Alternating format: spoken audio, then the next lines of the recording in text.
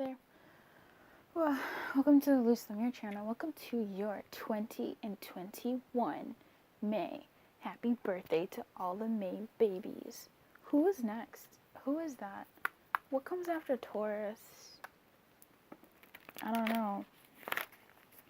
I'm not up on my zodiac game. Is it Gemini? Right? May, June? Yeah, it seems to be Gemini.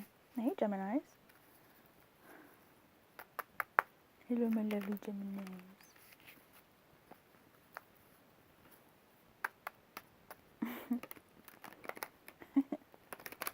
I like my Geminis. Look at them. Oh my god, it's been a minute.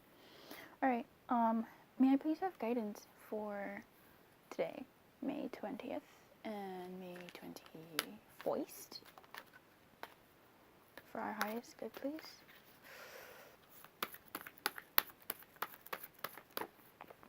That's weird. Deep knowing. Yum, deep knowing. 43, 7. Oh, when I tell you I love number 7, I just feel comforted when I see it. We're gonna read all of them? Yeah, why not? I'm gonna take this to the head. Deep knowing is about intuition. It's about listening to the oracle within, empathy, and hypersensitivity.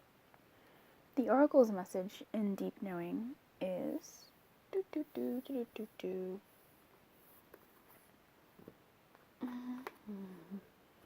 I shot the sheriff, but I did not shoot the deputy. That's a very weird song. It's almost like just because someone did something doesn't mean that they're liable to do it again. Interesting. Doesn't mean that like they did everything else. Just because somebody lied to you about one thing does not mean they lied to you about other things. Intuition is the faculty that allows you to enter into a dialogue with Source. The consciousness that you are a part of but cannot see with the naked eye. That's what Source is. It's perplexing that people are taught to ignore this natural capacity to navigate their journeys, to access their inner guidance. Know that you have an ability to read between the lines and find all the truth that was missing when the story was told. This deep knowing allows you to open the door to wisdom far greater than what is available in the limitations of human experience. You're given information that may make no sense whatsoever to the logical mind or five senses, but which is 100% correct and true. The trick is to listen and then act accordingly. You're now invited into the sacred dialogue of deep knowing. So tune in and trust your vibes. They will be right. Ask and you will receive answers from unusual sources. Come through. The relationship messages. There are occasions when you just know, deep in your heart and soul, that a person is going to play a meaningful role in your life. Someone crosses your path, and suddenly, out of the blue, you're connected at a level impossible to describe. That feeling marks a moment in time etched indelibly onto your soul. Someone has entered your life who will be instrumental in your journey. So pay attention. Two hearts are calling to each other to begin an alchemical process. This is also a sign that your intuition about the person you care about is correct. Trust your heart to lead you now. Magic is about to happen. The prosperity message is, this is a time when your hunches will pay large dividends if you listen to them. Take the risk and act. Within you, there is an oracular consciousness, a higher and deeper knowing that transcends the machinations of the smaller thinking mind. the deep level of your intuitive senses, you have an access point to the genius of the collective. The energies of all thinkers and creators, all inventors and leaders, and all that you need in order to leap into success are available to tune into. This is an act of listening intently. Past the busy mind, your genius awaits.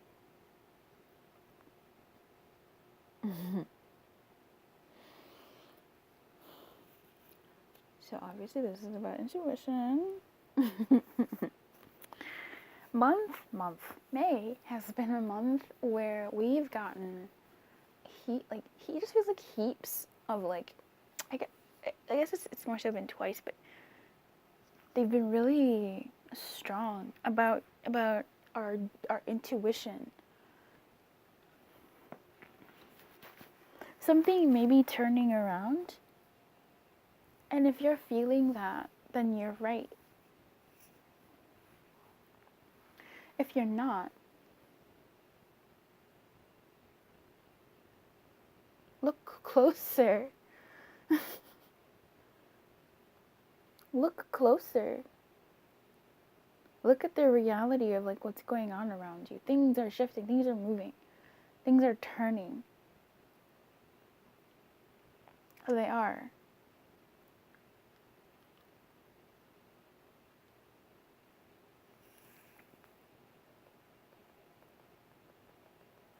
I don't know why there are 2 moons here.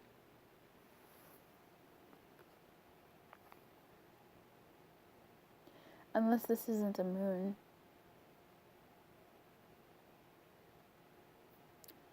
This is an owl.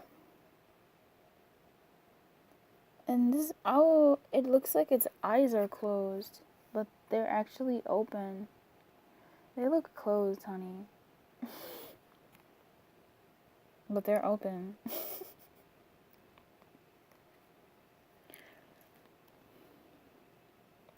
Girl, why are there 2 moons here?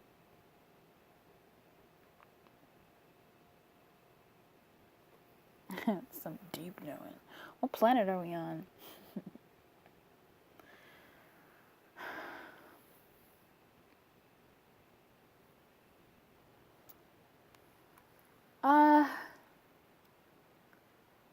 Oh, okay. So, I looked it up, and the planet with 2 moons is Mars. And the funny thing about that is, Mars's 2 moons are called Phobos and Deimos. Fear. Panic. Apparently, one of the moons, Phobos, is is like the offspring of Aphrodite and Ares, but I digress. That's a whole Greek mythology and Roman mythology get real intense.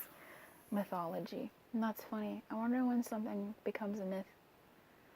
So, in any case, why I'm bringing it up is because my friend Google, she told me that they were also, the moons were named after the horses that pulled the chariot, Ares' chariot. And in the beginning of the reading, or at some point in the reading, it mentioned something about a turning point. So cool, here we are. A turning point. What's really cool is that, number one, come through. But what's also cool is that this owls are notoriously kind of known for their night vision, their ability to turn their heads kind of, not to say every which way, but every which way, and see things from different perspectives. And if this is about deep knowing, we're seeing like moons here, or a moon that I recognize. I recognize this moon. I don't know what this is, but that's also typically a symbol of intuition and deep knowing and masked knowing, which is intuition. So that horse has been beat, right?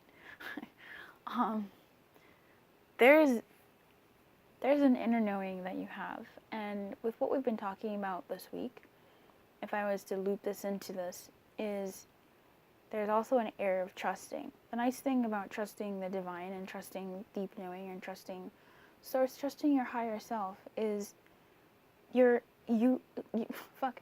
open a beautiful gateway. You open a beautiful free-flowing, like, it's not even a door, it's more like an archway, you know?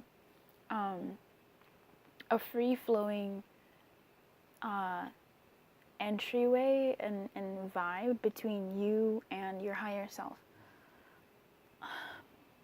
You and your inner knowing, you and your higher knowing.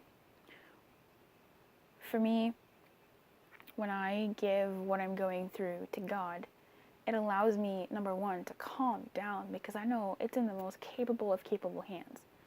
And I have this innate trust and faith that the path I go on, whatever happens next, which can be very, very scary, by the way. I'm not diminishing the scariness of life and trusting in an unseen force. But it does allow me to relax, declench, and allow divine guidance to come into me.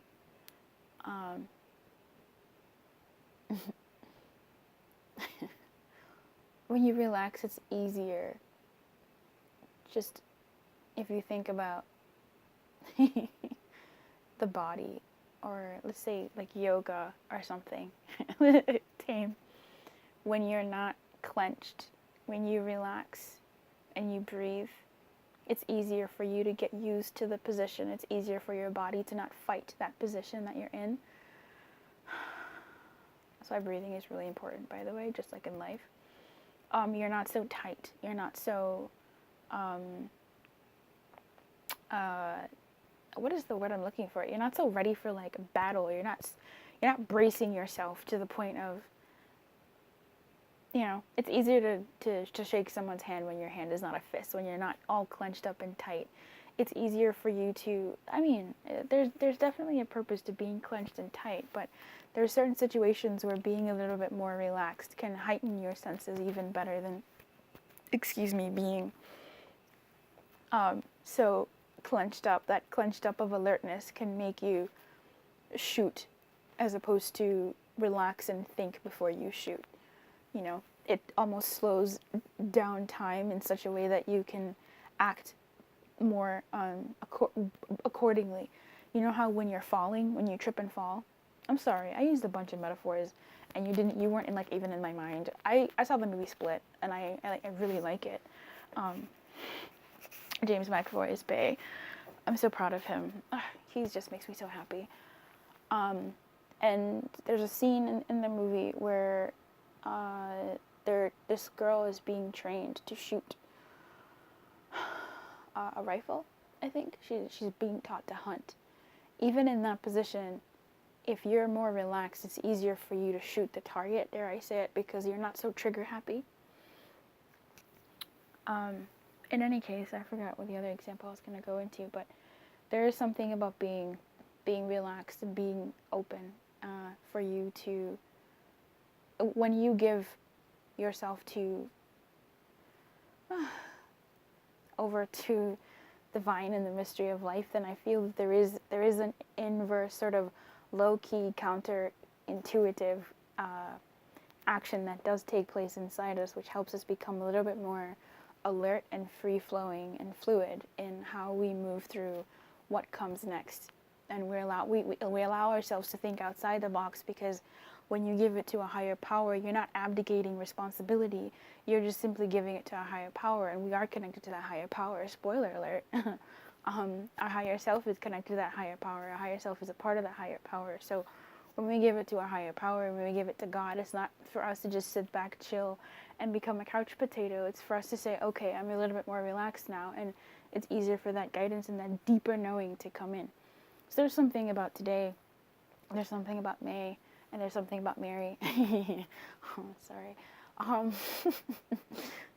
um, God. That is coming upon us. Oh man. Uh,